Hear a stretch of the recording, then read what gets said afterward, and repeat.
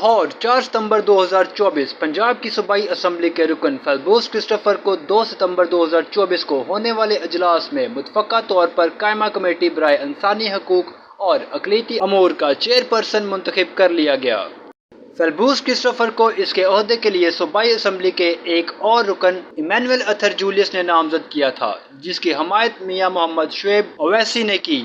Committee کے ارکان نے مسیحی اور مسلم کمیونٹیز کے ساتھ ساتھ اپوزیشن جماعتوں کی نمائندگی کرتے ہوئے کرسٹوفر کے حق میں متفقہ طور پر ووٹ دیا، جس سے پارٹی لائنوں میں اتحاد کا نمایاں مظاہرہ ہوا۔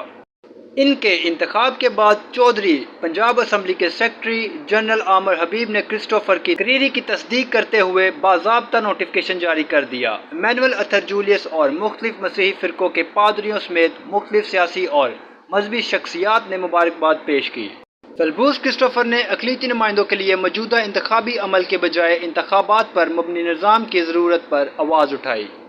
ان کی قیادت پنجاب میں اقلیتوں کے حقوق اور بہبود کے لیے مسلسل وکالت لانے کا وعدہ کرتی ہے۔